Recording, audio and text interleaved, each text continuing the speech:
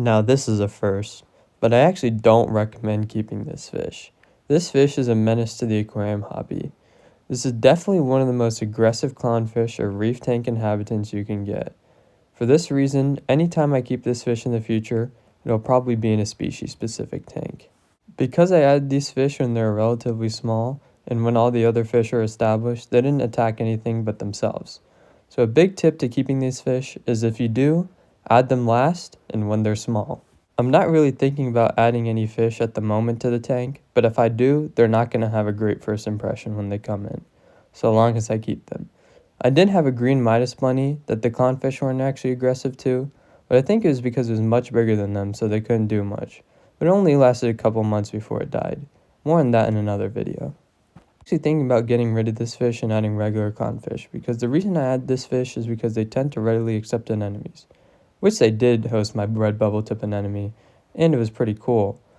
They even fed them to make it bigger, but now as you can probably tell, the anemone isn't as great as it used to be. Then the anemone split and shrunk due to high salinity, which I completely overlooked. It's funny how the most basic things get forgotten when you're trying to figure out the solution to a problem. The process of slowly bringing the salinity back to 1.025 from the whopping 1.033. Again, more on that in another video. Basically, the situation was that the anemone was on crutches, and the clownfish naturally think they can host it, so they end up stressing it even more. But honestly, it's not that bad anymore. I'm pretty sure they got the memo.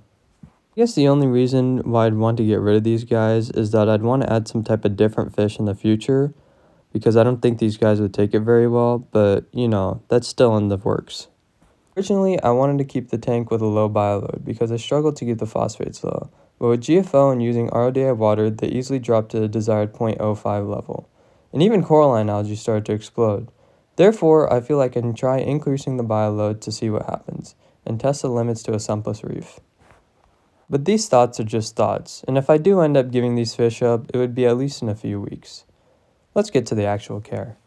These fish are pretty easy to keep and very easy to feed. They follow STP for saltwater fish, which means standard temperature of 75 to 78 and a pH of 8.0 to 8.3. I feel like most saltwater fish need these parameters anyway, and if you're keeping coral, you're already there. I think for saltwater fish, the biggest factor in deciding difficulty isn't really the parameters, that's for corals, but it's how easy to feed it. These clownfish, or basically any clownfish for that matter, will eat anything you give it. The bar is on the floor for them. Other than that, they can get pretty big, up to 5 inches. I've also found that they can grow pretty darn fast, and they are definitely on the aggressive side for clownfish. Maybe this fish, of course full grown, would be a good candidate in a predator tank, but I'd still feel bad for the predator fish. In my experience, most of the aggression from the female, the dominant one, is taken out on the male, but once they get bigger, I can see both of them being very aggressive to all the other fish in the tank.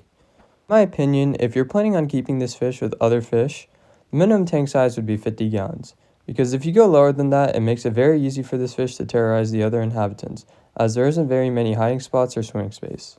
Themselves, I'd say 25 to 30 gallons would suffice. I feel like my success with these fish can be attributed to keeping them in a large understocked tank, and the fact that they aren't adults yet. Obviously, fish can have different personalities, and on rare occasion, you might get lucky with a super passive one, or you might get a menace. As with any clownfish, they get more aggressive with age, and if they're hosting an enemy, so keep that in mind. And this fish is a great anemone host, as long as it's bigger than them. If it is, it takes care of them very well and readily hosts them. Even then, I wouldn't recommend keeping this fish in a reef tank, especially for beginners, as the trade-off is that it's way more aggressive than the standard clownfish.